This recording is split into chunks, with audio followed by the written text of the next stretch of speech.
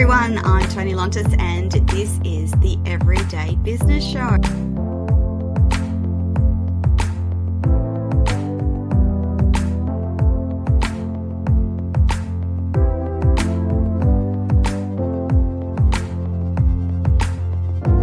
I'm going to do it to the best of my ability, because if I fail, that means I fail for my entire female nation, I call it.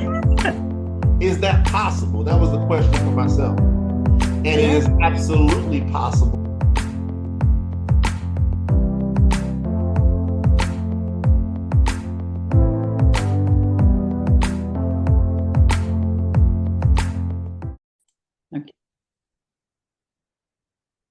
Hello, everyone, and welcome back to the Everyday Business Show. I'm your host, Tony Lontis, and today we have a really amazing woman to talk to you about, and the way that she's developed her business is truly unique. But before we get on with the show, here's what you need to know. If you're watching this live on Facebook, LinkedIn, YouTube, Twitch, or Twitter, please reach out and say hello. All the connection notes and information about our gorgeous guest today will appear in the show notes, or you can reach out to the team on info@tonylontis.com. Now, if you miss any of the Everyday Business shows, or you want to catch up on some of the shows that we've done earlier in the year, don't forget you can watch us on Binge TV Networks USA, Hero Go TV USA, and 300 other syndicated TV channels across the US. We're also on YouTube, and you can find the podcast version of the live show on all good podcast venues across the planet. Now, each and every week before we start the show, we do a welcome to country, and it's an important acknowledgement of the special and important role that our Indigenous communities play in the development of our country and our people. So I want to respectfully acknowledge the people of the Yugambeh language region on the Gold Coast, Queensland, Australia, the traditional owners of the land on which we meet and broadcast, and pay my respects to the elders past, present, and emerging, and all Torres Strait and Aboriginal peoples here watching today. Now, the Everyday Business Show is about to introduce Ruth Smith, whose genius zone is aquatic therapy. But here's what you need to know about Ruth first. Ruth was born with water in her veins, or so it seems. As a child, she often wished the gills had been standard issue for humans. Water and Ruth have always had an inseparable connection. And for Ruth's 42 years of teaching and coaching in swimming pools across Australia and overseas, it's been her genius zone. At 14, she became an active Australian Surf Life-Saving Club member and the first professional female beach inspector in New South Wales. Ruth's professional and volunteers hours were wet and in the water. Early in her career in the disability field, Ruth was fortunate to be introduced to hypnotherapy and the Halliwick Method, and has had many influential mentors across the life of her career. Water is Ruth's impact vehicle, the medium through which she facilitates transformation of lives, especially for children with intellectual or physical challenges, are her favorite to work with. Recently, Ruth's work has been recognized by the national big body, the Australian Aquatic Therapy Industry, with a national award, the 2022 Australian Teacher of Aquatics, Access and Inclusion. It is with great delight that I welcome Ruth Smith to the show. Good morning, Ruth. Hello, Tony. I am really happy to have you here. Not only do I know Ruth, but I know Ruth's husband, Greg, personally, and he is an amazing human, and together they are one of the most beautiful couples I know. Now, before I start the show, I thought I'd start with Ruth's favorite motivational quote, which is, "You grow through what you go through." Now, that has pretty poignant message for me in this year. But Ruth, what does that quote mean to you?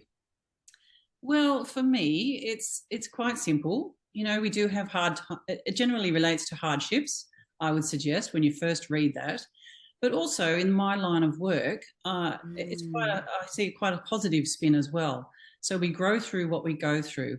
And on a daily basis, when I'm working with students with disabilities, challenging behaviours, it's just so humbling that I'm growing while I'm working with these students.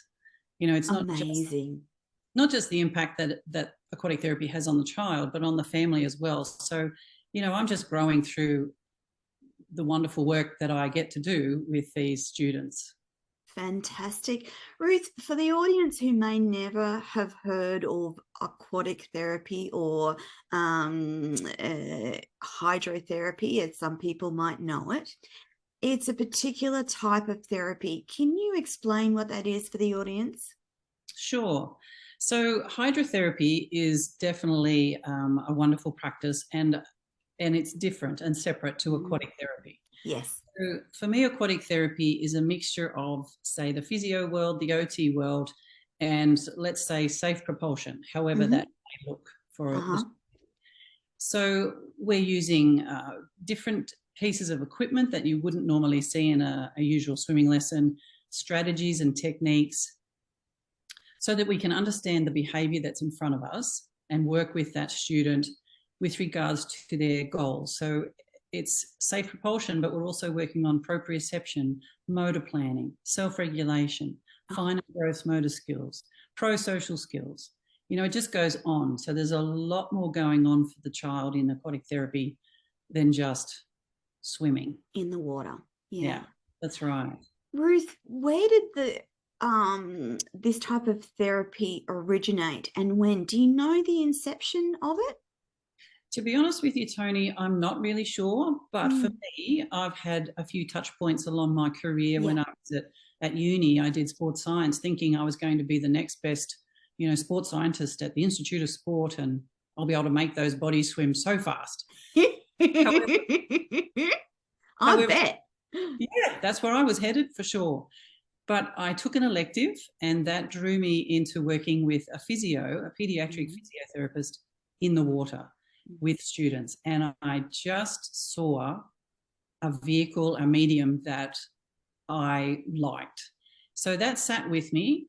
Then after uni, I travelled. There was the Halliwick Method that you mentioned in my Yes. So that came out of Austria in the beginning. James Macmillan, he was an aeronautical engineer, and he started what back then it was a way of teaching handicapped children. That's how old the system is. The terminology, yeah. Right. And anyway, when I was traveling, he had some swimming clubs that were happening in England, so I volunteered.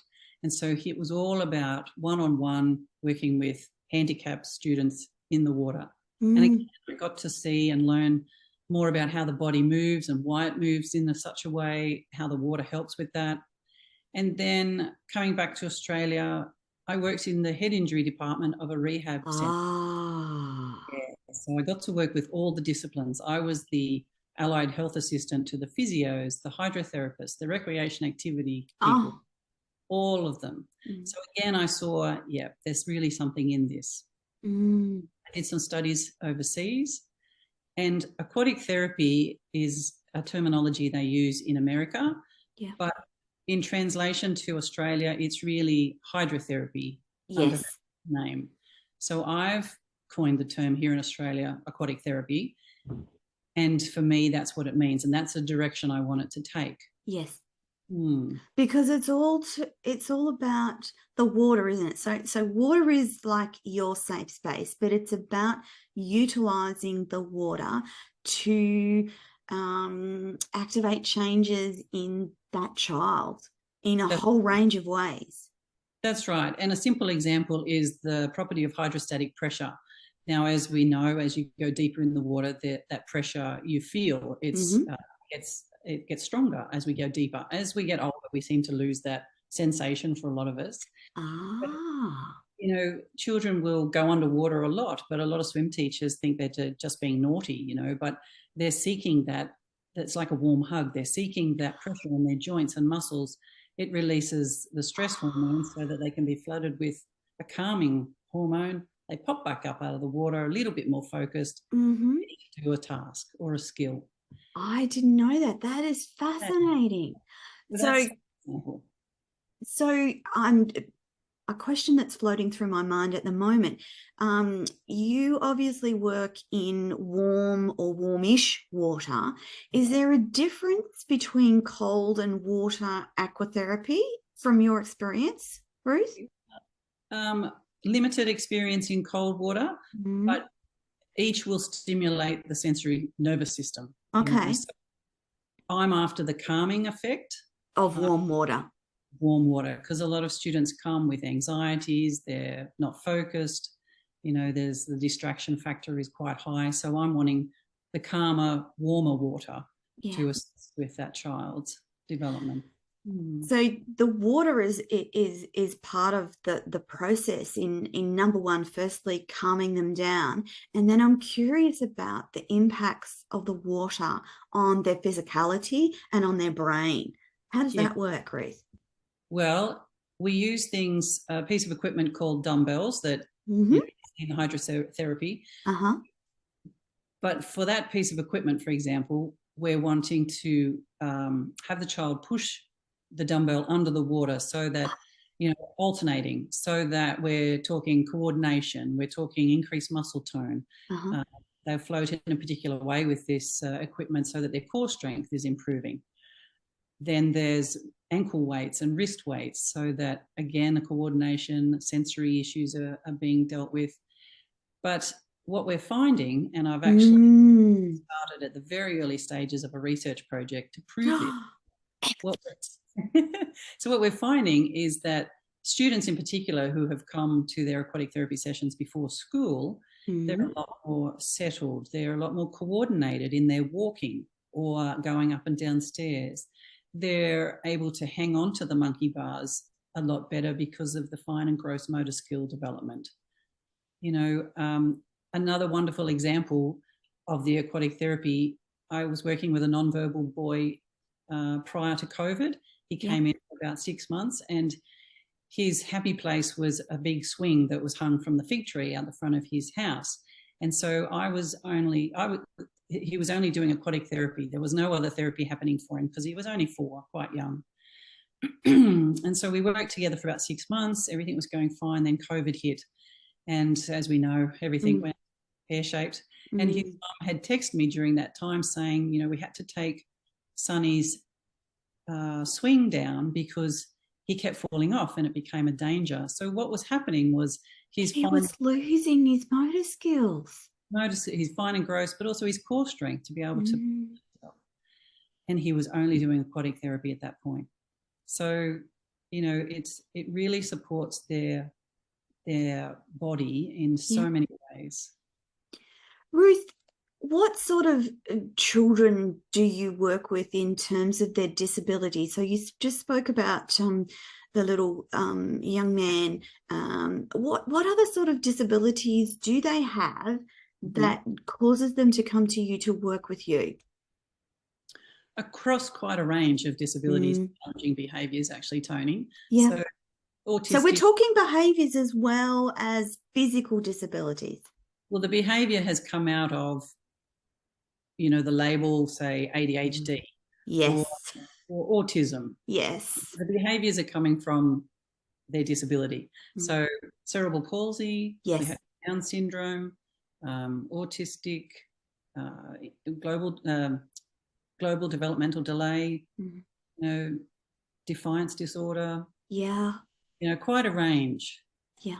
And I have a 42-year-old intellectually disabled man that comes as well, and he's the oldest that I work with.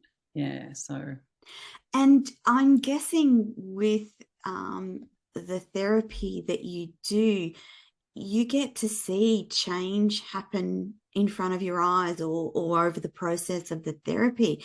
And I'm really curious, Ruth, what are some of the things that have really lit you up what makes you really, oh my goodness, they're doing X or Y now, whereas when I met them 6 months ago, what are some of those things that make you smile the most? Oh, look, it's quite humbling, Tony. Yeah. The sessions are one-on-one, so it's almost like I'm in a bubble just with this one person. There's nothing else that I really focus on. Like it's like we're in this our own little world. But Yeah. in some ways, it's a little selfish that I do this work because I get so much from it. I'm so glad you do this work. But to answer your question, Mm. a young lady by the name of Sienna, and I'm sure she doesn't mind me using her name, comes to mind all the time. She's Yes. 12, been working with her for maybe 3.5 years now, and she's cerebral palsy, non-verbal, and can't close her mouth. So it was a bit of a challenge as to know how we could get safe propulsion for Sienna, and Yes. and it's been determined that she will never be able to close her mouth, so we had to take that into account. Oh, the darling. Totally uncoordinated in the water. She is very clumsy on land. Mm. So over the many, many years, and it only was yesterday, Sienna now propels herself on her back. The only flotation device she has is a noodle under her knees. Oh. She did 25 meters yesterday without my help, independently. Oh. So we're encouraging her and lining up to go in the backstroke event at the school carnival next year. That's amazing. And so what's the feedback from her family, Ruth? Yeah. What other changes do they see? So that's a massive change for Sienna. Yes. And I'm guessing that brings with it confidence and just all the good things for Sienna. I'm also curious about her family and how that positively impacts her family. Yeah. So they have a swimming pool at home. So they do put floaties and whatnot on Sienna at home, but they can see that this could be recreation for Sienna down the track. So that as she gets older, maybe lives independently, this is something that she can continue to do and do safely without them having to worry or be there with her, as she gets older and stronger. But I'm thinking of other families. Like, for example, I work with a few people with autism, and generally they are attracted to water and they run, if they can.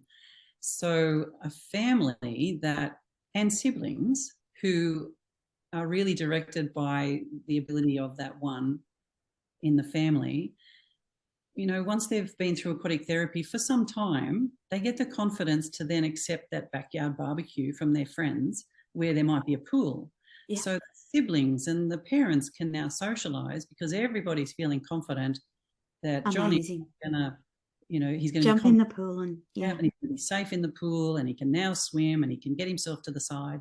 So it just opens up their world as well.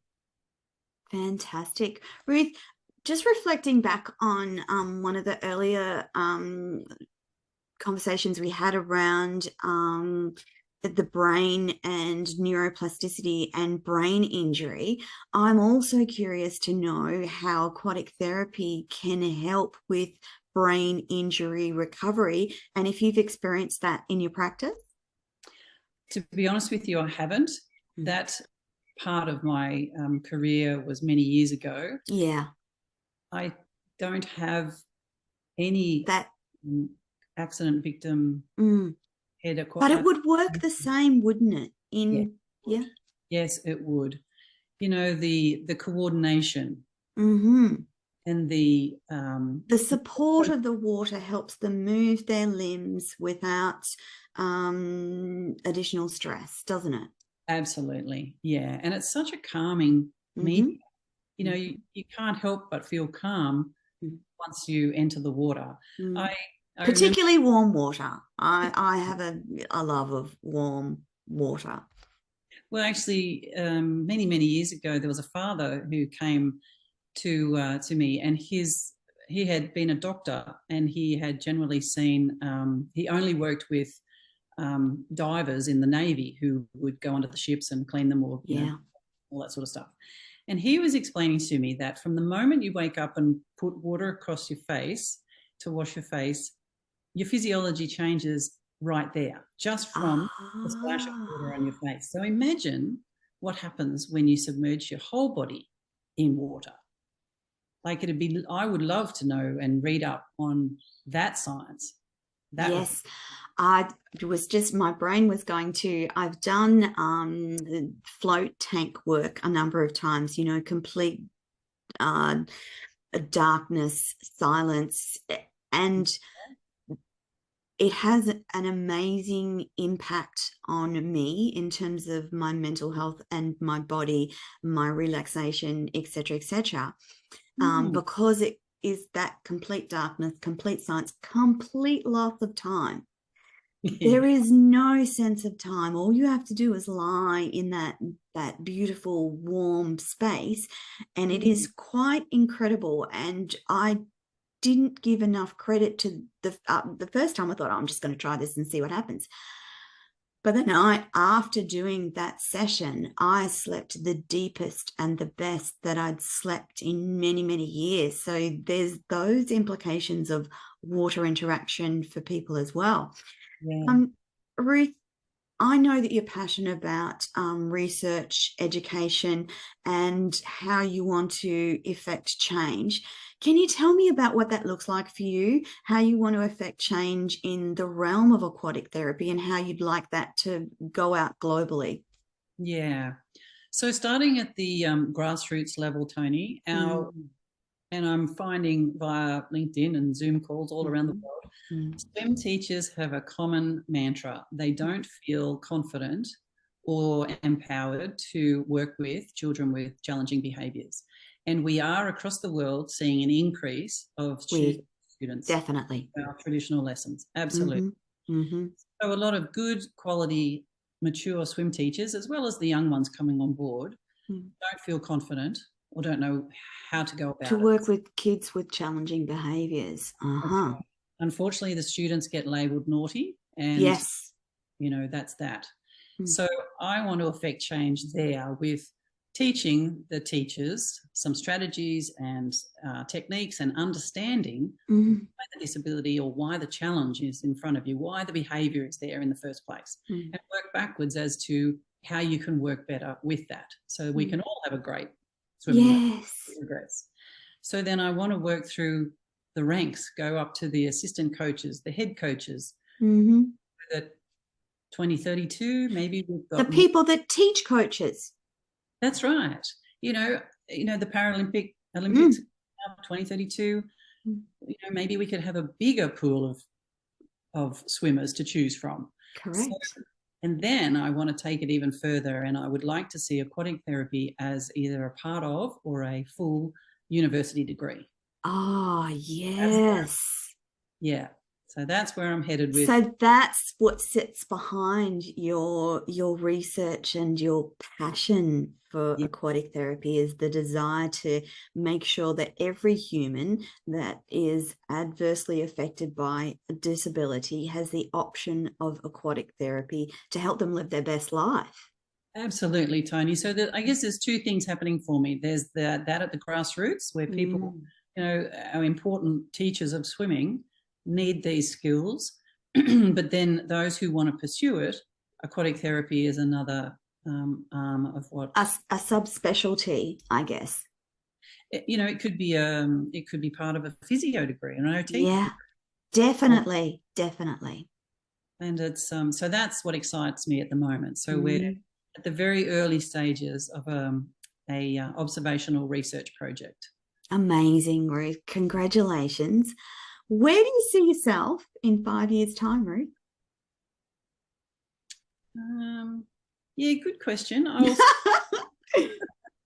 I'll still be in the industry, maybe not so much in water, but I do want to train up other people. I want to create a bigger impact with many more people being able to do this work. I'm not quite sure what that looks like or how I'll get there. Yes. But yeah, I think I've got another good 10 years in me to get this. At least.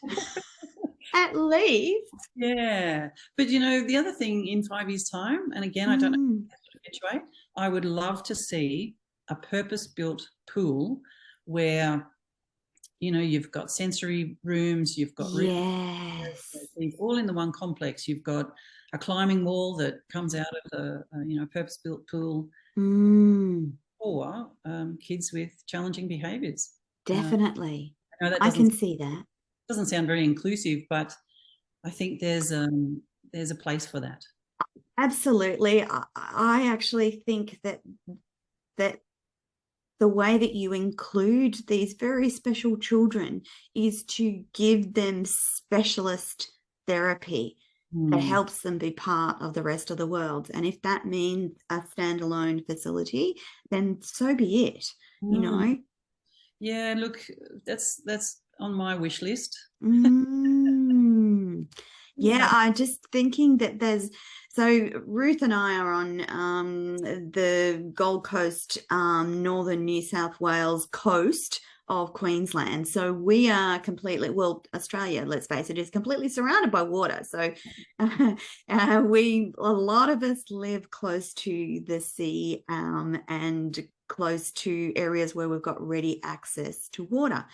It's a little different for people who are, you know, don't have access to the types of pools that Ruth is talking about, or the types of facilities that these very special children and adults need.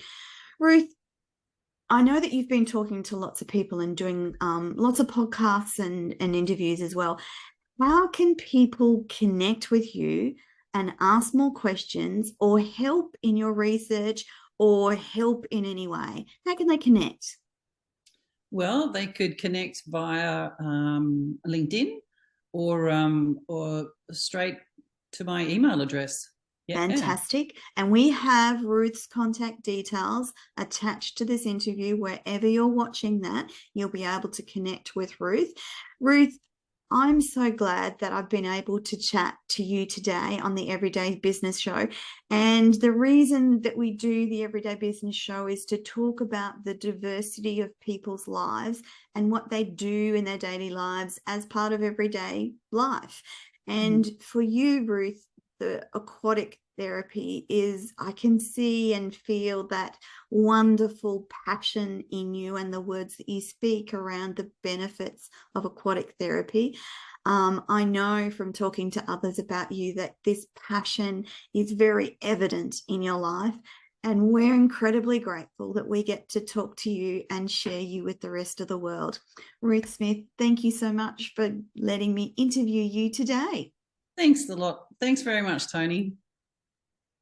And that, my friends, is your lot for this week. And we will be back again soon with another episode of the Everyday Business Show. Please thank Ruth Smith. Bye for now. I'm going to do it to the best of my ability, because if I fail, that means I fail for my entire female nation, I call it. Is that possible? That was the question for myself. And it is absolutely possible. Is that possible? That was the question for myself. And it is absolutely possible. Is that possible?